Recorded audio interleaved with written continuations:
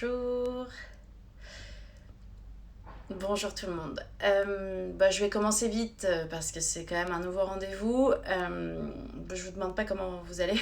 Je pense que l'actualité est pour tout le monde plus ou moins difficile et vécue de façon plus ou moins facilement par tout le monde, mais je pense qu'on ressent un peu tous les mêmes craintes, les mêmes incertitudes, les mêmes peurs. Et donc je voulais vous parler aujourd'hui de tout ça, notamment sur ce que l'on peut faire. Avec 3 actions à mettre en place pour essayer de vivre la chose autrement. Voilà. Alors, je sais pas pour vous, moi j'ai reçu déjà plein de challenges, de newsletters, d'idées de comment on peut vivre à nouveau ce confinement, etc. Bien sûr, il n'y a aucun problème, et c'est d'ailleurs super louable, hein, c'est super, c'est des contenus qui sont chouettes en plus généralement et gratuits. Le seul truc, c'est que je me disais, moi il y a quelques années en arrière, je sais très bien comment j'aurais réagi à tout ça, je me serais inscrite à plein de challenges, j'aurais fait mille et une choses pour essayer de caler à cette idée du bien-être que je me faisais. Et donc, c'est le sujet d'aujourd'hui, bien-être versus être bien. C'est quelque chose que j'ai mis pas mal de temps à comprendre et surtout à agir pour que ça se fasse autrement dans ma vie. Donc pour faire très simple, selon mes croyances, ce que j'avais comme idée d'un corps qui était bien, selon les personnes que j'estimais vivre dans le bien-être, etc., je mettais en place du sport, de la méditation, du je sais pas quoi, du je sais pas quoi, du je sais pas quoi, et mais une assiette formée comme ça, et une assiette constituée de ça et ça. Et petit à petit, en fait, c'est pas le bien-être, c'est l'enfer, quoi. C'est tout simplement l'enfer. On essaie de bien faire, on essaie de caler un petit peu tout pour être bien, et sauf que c'est absolument l'inverse. On est dans une dynamique, et moi la première, fut un temps, dans une dynamique où on se punit. Voilà. Je me punis d'être gros, je me punis de pas me sentir bien, je me punis d'avoir trop mangé, je me punis de... Mais sous couvert on est dans du bien-être. C'est assez dur de sortir de tous ces systèmes de pensée et donc d'actions qui sont associés à tout ça. Mais c'est tout l'objet de mon combat pour la fin des haricots, parce que moi, pour le coup, je me suis dit, je vais quand même pas vivre toute ma vie à faire du yo-yo, quoi. C'est pas possible. Et donc, comme tout le monde, je suivais un cadre, etc. Et donc, à travers ce confinement, je comprends toutes ces personnes qui essaient de suivre un certain cadre pour pouvoir... pour essayer d'être bien. Et je mets juste... je me suis dit aujourd'hui, j'allais tout simplement vous mettre en garde... comme je le fais pour moi à chaque fois que des anciennes habitudes peuvent revenir, ou des anciens petits systèmes de pensée qui reviennent très facilement, qui est faut que je fasse ça, faut que je fasse ci, faut que je fasse ça, faut que je fasse ça pour être bien ou pour me sentir bien. Et en fait, oui et non, quoi. Et surtout non. Plus vous vous coupez de ce qui vous fait réellement du bien, plus vous essayez de faire comme quelqu'un d'autre, plus vous essayez de suivre un certain schéma, parce qu'on a tous du coup des croyances communes qu'on peut avoir en fonction des sujets, plus on va être dans cette idée de suivre quelque chose, même un cadre alimentaire, un rééquilibrage alimentaire, un régime plus ou moins restrictif, disons-le. Il y en a qui ne restreignent sur aucun aliment, mais qui restreignent d'une manière ou d'une autre sur la quantité, par système de points, par système de, je sais pas, ce qui tient dans votre main, c'est ce que vous devez manger, des choses comme ça. Ou si vous mangez tant de temps sur votre semaine bien, vous avez le droit aussi à tant de temps de pas bien. Bon. Donc tout ça, ce sont des cadres qui se mettent en place, et donc que j'ai réussi à surpasser. Et donc aujourd'hui, je me suis dit, je vais vous partager 3 idées, 3 actions que vous pourriez mettre en place, et peut-être que l'on pourrait faire ensemble. Je vais vous proposer quelque chose d'ailleurs. Et l'objectif principal, c'est d'essayer de vous recentrer, vous, sur ce qui vous fait du bien, sur ce que vous aimez manger, sur la quantité que vous êtes censé manger. Et tout ça, c'est en vous. Mais c'est super difficile parce qu'une fois qu'on dit oui, tout est en vous, blablabla, ouais, mais moi là, je suis pas du tout à un stade où je peux m'écouter, où j'arrive à m'écouter, j'ai l'impression d'être paumée. Je comprends tout à fait. Mais plus vous restez dans je ne fais que du cadre, je ne fais que suivre, etc. Et bon, bah, qui vivra verra, mais tant que j'ai mon kilo en moins ou tant que bah, je me sens quand même assez bien à faire tout ça, ou du moins je sens que cette productivité m'apporte quelque chose, plus vous allez rester uniquement là-dedans, plus vous allez continuer tout simplement par système de montée et descente, là en ce moment je fais super bien, mais du coup bah, comme c'est pas tenable toute une vie, bah, y a des moments où c'est un peu moins bien, et donc il y a notamment une prise de poids associée. Voilà. Donc là l'idée c'est d'essayer de vous faire comprendre que à côté de ces cadres que vous pouvez pas lâcher pour le moment parce que vous avez enfin ça fait peur en fait, se dire j'arrête tout ce que j'ai mis en place ou tout ce que je pense être bien, etc. Moi l'idée c'est de tout simplement vous aider à agir à côté de ce cadre pour essayer de comprendre par vous-même ce qui est bon pour vous. Voilà, c'est ça l'idée.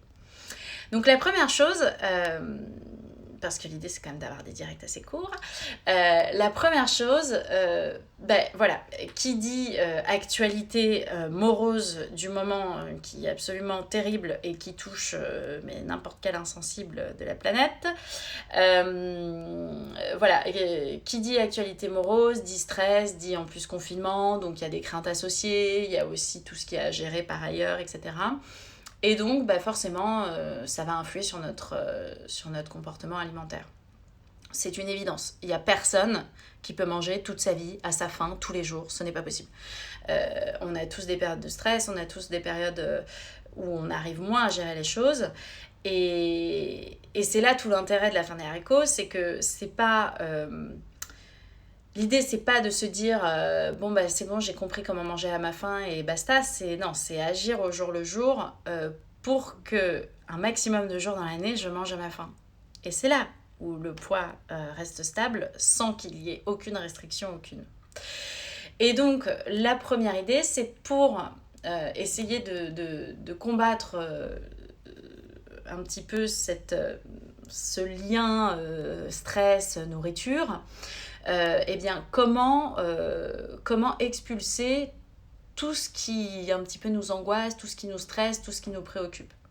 Alors là c'est le premier point. Donc comment on va faire ça, comment on va tout simplement expulser tout ce qui nous tracasse dans la tête et qui peut éventuellement influer sur notre comportement alimentaire. Il y a une première idée, c'est écrire. Alors, écrire, ok, donc il n'y a pas besoin de faire un récit, etc. C'est tout simplement écrire, avoir un petit carnet de notes. Bon. Moi, je sais que je ne suis pas de nature à me sentir grande écrivaine. J'ai toujours imaginé, enfin, il y en a plein qui disent, pour moi, les maths, c'est pas pour moi. Bah, moi, on me disait, et je me disais pareil pour tout ce qui était écriture. Donc, si... comme moi fut un temps, le fait d'écrire sur un petit carnet, c'est l'angoisse de départ, quoi. C'est ouais, d'accord. Eh bien, tout simplement, prenez votre petit dictaphone et vous parlez dedans. Vous prenez pendant que vous partez faire les courses, pendant que vous faites votre sortie quotidienne de confinement, pendant que vous allez je ne sais trop où, par exemple, si de temps en temps vous faites pas de télétravail et vous allez au travail et vous êtes tout simplement dans votre voiture, parlez à votre dictaphone. Ou si écrire pour vous, ça vous parle tout de suite et vous sentez que c'est quelque chose qui peut être mis en place, écrivez. Voilà, moi c'est vraiment ce que je vous incite à faire, long, court, parler longtemps, très peu de temps, etc. Parler de ce qui... donc faire ressortir en fait tout ce qui vous tracasse, essayez aussi d'analyser tout ce que ça peut procurer en vous aussi, et des choses que vous pouvez regretter, la façon dont vous vous comportez du coup, avec votre entourage, avec ceux qui vivent avec vous, dû à certaines frustrations, ou la façon dont vous compensez dans la nourriture, etc. Voilà, donc ça c'est la première chose et c'est un point essentiel. Donc vous pouvez le faire même si vous avez un cadre par ailleurs, même si vous suivez plein de challenges, même si vous faites tout ça. C'est quelque chose que vous pouvez faire et qui n'est pas très compliqué à mettre en place. Le deuxième point, et là je me suis dit qu'on pouvait peut-être s'y mettre ensemble. Enfin, je vais vous suggérer, enfin voilà, je vais vous poser la question en sondage juste après et puis vous me direz. En fait, moi il y a un moment, il y a quelques années, quand j'essayais comme je vous disais, d'être dans le bien-être, etc., j'étais tout le temps dans cette dynamique de du coup il faut que je fasse de la méditation, il faut tout ce qui est à la mode quoi. Donc si ça avait été la mode de la boxe et de crier à la place de méditer, je m'y serais mis aussi. Il faut être complètement honnête. Voilà, il faut être complètement honnête et donc je ne vous dis pas ne méditez pas, hein, ce n'est pas du tout mon message, mais je pense qu'il y a plein de gens qui passent à côté de être bien, hein, sous prétexte qui veulent coller à cette idée de bien-être. Et donc, en fait, même quand on essaie d'être dans le bien-être, on est dans ce souci de productivité, quoi, d'affolement, faire du sport, faut se lever tôt, faut truc, faut machin. Et moi, ce que je vous propose, du coup, pendant un mois, parce qu'on sait que jusque début décembre, on est confiné plus ou moins, mais bon, en tout cas, on est confiné. En fait, ce que je vous propose, c'est qu'on se retrouve, ou du moins que vous le fassiez de votre côté, bien évidemment, mais essayez d'avoir cette discipline de tous les jours vous allonger et respirer pendant 5 ou 10 minutes. En fin de journée. Avant le dîner de préférence, bon voilà, mais sinon quand vous pouvez bien sûr, parce que quand on a des petits, moi le mien est tellement petit qu'il peut m'accompagner pendant ce moment de respiration, mais je comprends tout à fait que quand il va crapahuter partout c'est plus compliqué.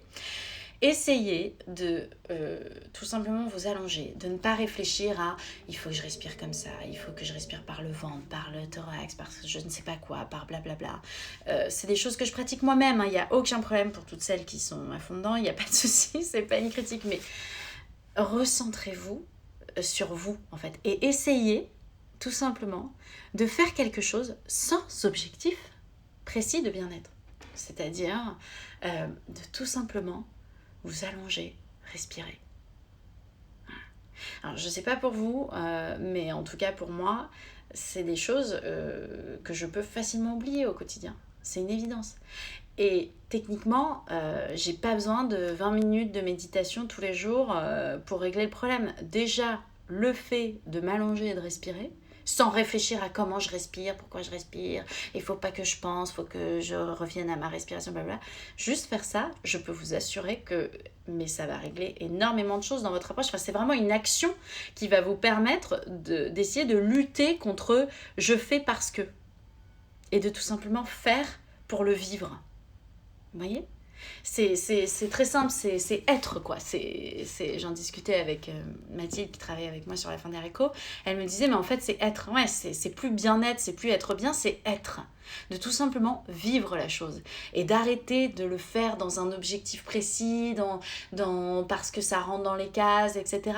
Juste vivez-le, voilà. Donc je voulais tout simplement vous proposer tous les soirs de se retrouver pour respirer 5 ou 10 minutes. 10 minutes c'est peut-être un peu long, mais 5 ça change déjà tout dans une journée quand on le fait. Et qui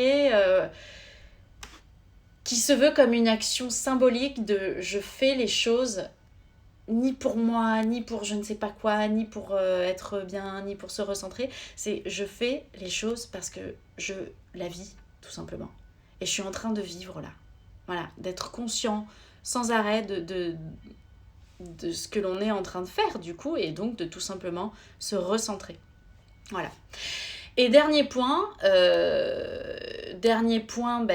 je vais tout simplement vous parler de mon approche avec la nourriture, qui a été exactement la même chose, entre guillemets. C'est quelles petites actions on peut mettre en place au quotidien pour que finalement notre alimentation, pas notre alimentation de je choisis des carottes versus des frites, mais pour que notre rapport à l'alimentation évolue.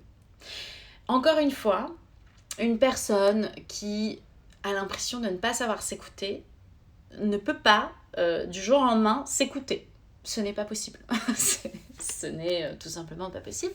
Et en fait, même quand on comprend comment on s'écoute, on n'y arrive pas tout le temps par ailleurs. Voilà, donc c'est ça le truc à savoir. Donc du coup, j'appelle toutes celles qui sont en train de suivre un programme, pas suivre, qui sont entre deux, qui hésitent à en faire un, etc. Bon. Je vous incite vraiment à vous inscrire aux 2 missions gratuites de la fin des haricots, qui restent gratuites pour le moment. Je vais voir un petit peu comment ça va évoluer, mais du coup, je me suis dit que c'était l'occasion de la laisser gratuite pour tous, quoi. Et puis, je trouve ça pas mal quand même que vous puissiez appréhender l'approche de cette manière, et au pire, ça vous fait pas de mal. Et donc, de tout simplement faire les 2 missions gratuites qui vous permettent d'approcher et de vraiment toucher du doigt comment je casse et comment je me déprogramme par rapport à tout ce système de pensée, toutes ces croyances, tout ce qui m'influe dans mon alimentation, mais également tout ce que ma vie représente aussi dans mon alimentation, parce que en fait ce que l'on est, nos obligations, qui l'on est, tout ça on ne peut rien y faire. C'est ce qui fait que l'on va manger ça ou ça, que l'on va... Enfin, en tout cas, ça va influer, c'est une évidence. Et bien sûr, avoir une action concrète sur comment réussir à manger à ma faim. Mais quand je dis concrète, c'est même physique. Comment physiquement je peux le ressentir. Et donc ça, c'est la 2e mission de ces 2 missions gratuites qui vous permettent de vraiment appréhender l'approche et de vous rendre compte à quel point tous les cadres que vous avez par ailleurs, vous n'êtes pas obligé de les déconstruire tout de suite. C'est tout simplement, l'idée c'est d'y aller étape par étape, de se dire que, en tout cas moi c'est comme ça que je l'ai conçu, quand on se lance finalement dans une formule, enfin voilà, dans une expérience de la fin des haricots, c'est que ça va nous transformer, c'est sûr. Mais ça veut pas dire que ça va tout casser et que du jour au lendemain, on sera encore plus paumé. Bien au contraire, l'idée c'est vous recentrer toujours à vous. Et on se recentre, et on se recentre, et on se recentre. Et on fait des actions quotidiennes pour faire selon nous-mêmes et pas pour faire selon ce que l'on pense bien faire pour nous-mêmes. Voilà, j'espère que j'ai été assez claire. Voilà, écoutez, 18 minutes, je suis super fière. On va faire 20 minutes, c'est sûr. Voilà, pour terminer, j'aimerais tout simplement vous dire que il y a plein de choses qui nous tracassent tous. On vit une époque un peu compliquée. Alors, c'est aussi certainement l'histoire de l'humanité. Je pense que c'est comme ça. Et nous, au quotidien, dans nos actions de consommation, dans nos actions envers les autres, envers nos proches que nous aimons, et la façon dont on leur parle, dont on se comporte, et surtout les actions que l'on va avoir envers nous-mêmes, elles sont primordiales. Et donc si on peut lâcher un peu, comparé au premier confinement, si on peut lâcher un peu cette idée de... soyons productifs, profitons-en pour être productifs sur notre bien-être, essayons de vivre et d'être tout simplement à fond dans cette perspective de je vais réellement changer les choses pour moi. Et du coup, je sais que ça va pas arriver du jour au lendemain, et du coup, ça sert à rien de faire table rase sur ce qui s'est fait aussi. Je peux continuer tout ce que je suis en train de faire, mais essayons vraiment de changer en profondeur les choses. Voilà un petit peu. Je suis désolée pour celles qui nous rejoignent, mais je vais laisser le live bien sûr en IGTV. J'ai aussi du coup mis sur une chaîne YouTube pour qu'elle soit retracée au cas où si Instagram disparaît. Voilà. Donc les 3 actions: expulser d'une manière ou d'une autre. Donc tout simplement écrire, parler, pour celles qui n'ont absolument pas envie d'écrire. Respirer, se retrouver pour ça, et donc ne pas réfléchir, enfin tout simplement être dans le moment et pour de vrai, et pas être dans une dynamique, et donc essayer de tout simplement, au lieu d'être dans de la productivité, d'être dans de l'anti-productivité, mais d'être dans du soi. Donc je m'arrête, je respire, et donc on peut se retrouver tous les soirs à 18h30, 19h, 19h30 pour 10 minutes. Et enfin, euh, et enfin ben pour essayer de changer les choses, du moins dans votre alimentation, ben pourquoi pas vous inscrire aux 2 semaines gratuites. Je mettrai le lien en dessous de l'IGTV, le lien direct. Euh, voilà. Je vous souhaite une très belle journée. J'espère que ça va aller. Et en tout cas, nous, enfin voilà, des bonnes ondes, mais pas non plus du faux semblant. Donc des bonnes ondes, des bonnes ondes, des bonnes ondes, mais pas aussi du bien-être pour du bien-être, quoi. C'est du être bien. Être bien. Et être bien, c'est des fois ne pas être bien. Et c'est pas grave, c'est la vie. Et du coup, comment on gère tout ça? C'est ça l'idée. Comment on gère tout ça? Je vous souhaite une très très belle journée. À bientôt.